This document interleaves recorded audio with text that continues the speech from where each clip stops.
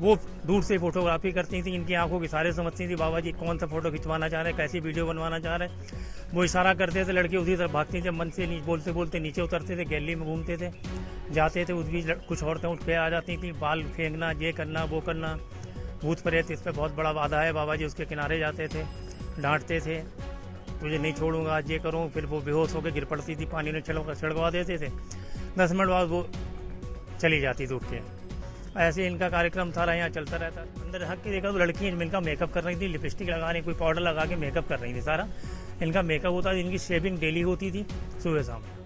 Room में सिर्फ लड़कियाँ होती, जेंट्स कोई अलाउ नहीं था रूम में जाने को। रिटायर वो इनके साथ सिक्योरिटी में चलते, वो पिस्टल लगा के रखते थे।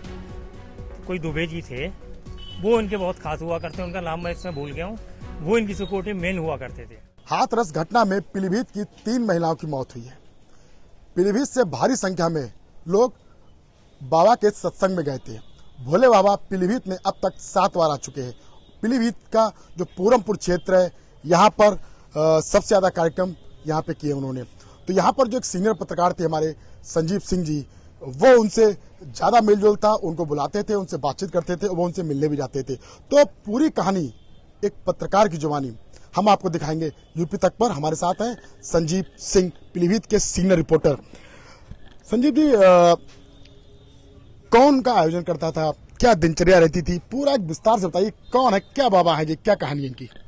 भोले बाबा का आयोजन जो मौजूदा विधायक हैं, उस समय विधायक बाबूराम पासवान जी नहीं हुआ करते थे, तो बाबूराम पासवान जी ही इनके सारे प्रोग्राम ऑर्गेनाइज करते थे।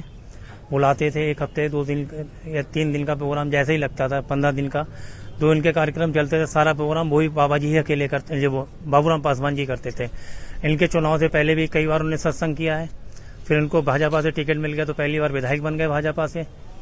फिर इनके कार्यक्रम सत्संग यहाँ चलते ही रहे। करीब लगभग पूरमपुर तहसील 7 बार आ चुके हैं। ओबीसी की जनसंख्या ज्यादा है यहाँ पे।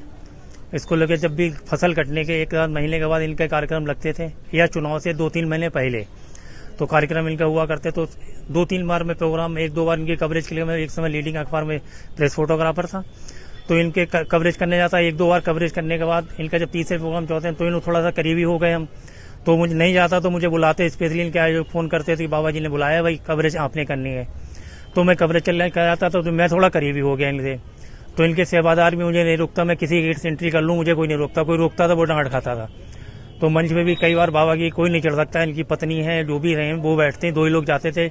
कोई आयोजक भी कोई करीबी इनका नहीं जा सकता था। मंच पे मुझे बुला देते, एक बार ही मुझे बुलाया मंच पे, पत्नी की नाराजगी तो उन्होंने आंखों मुझे डांटा, बहुत बुरी तरीके से घूरा।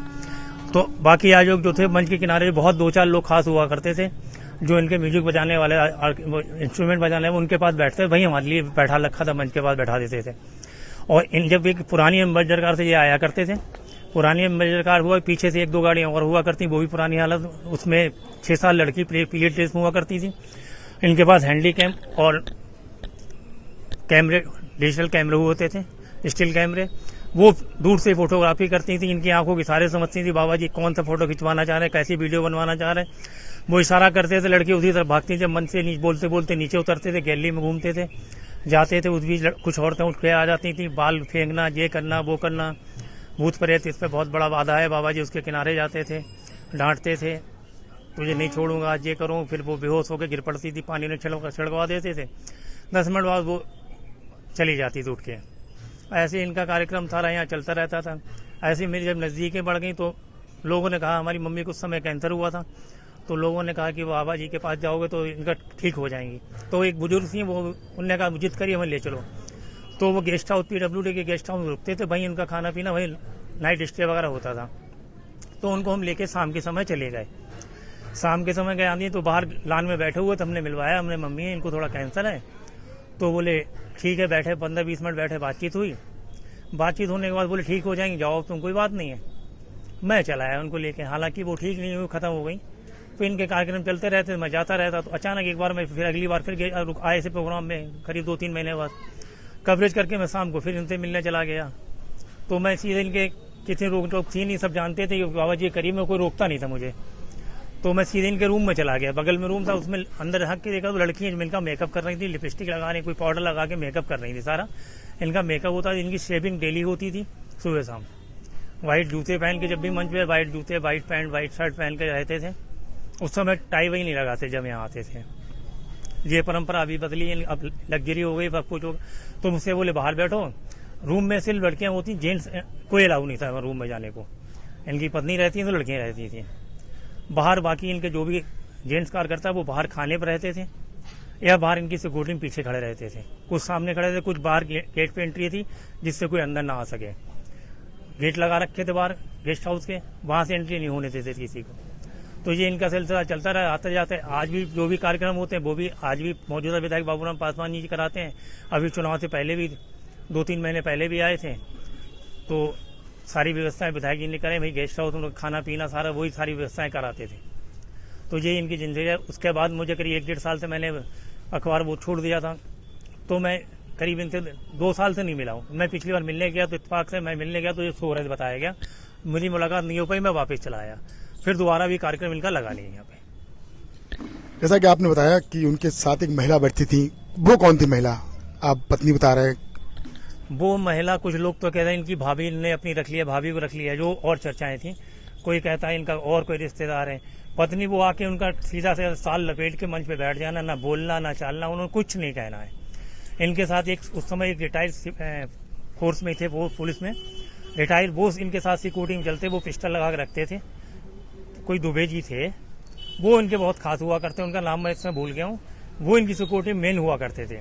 जितने एंट्री कोई मिलने जाता तो बगैर उनकी अनुमति नहीं मिल सकता था। जब उनका यहाँ पर कार्यक्रम लगता था तो यहाँ कैसा माहौल होता था? उस जगह पे किस तरह का प्रोटोकॉल होता था? यहाँ पे जब भी इनका कार्यक्रम रखता 2-3 दिन पहले सारी जगह की सफाई सारे कार्यकर्ता इनके लग जाते, जैसे अनुयायी थे इनके, सबको बीनना भानना था। फिर गोबर आता था, गोबर से पूरी उसकी ग्राउंड की लिपाई होती थी। बाहर गेट पे रंगोली बनाई जाती थी, मेन गेट जिससे भक्तों की एंट्री होती थी। इनके बैक डोर से इनका एक रास्ता हुआ करता मंच के किनारे से। मंच के 8 फीट दूर से इनका मंच होता है, उससे पीछे गैदरिंग रहती। बीच में एक गैलरी बनाई जाती है, उसमें फूल और रंगोली बिछाई जाती थी। जैसे बाबा प्रवचन करते करते उस गैलरी में टहल लें तो लोगों को मिल जाए धूल, इस टाइप की लोगों को एक बोध हुआ करती थी।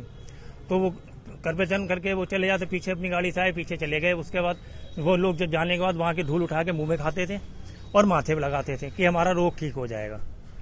ये उनकी बहुत नीचे। मैंने तो ऐसा कोई देखा नहीं ठीक हुआ है, कुछ नहीं हुआ है। तो वो धूल वो मिट्टी उनके पैरों की जहां से निकलते वो उठा के खाते थे, माथे पे लगाते थे। तो आदमी कहता कि हम रोग खत्म हो जाएंगे।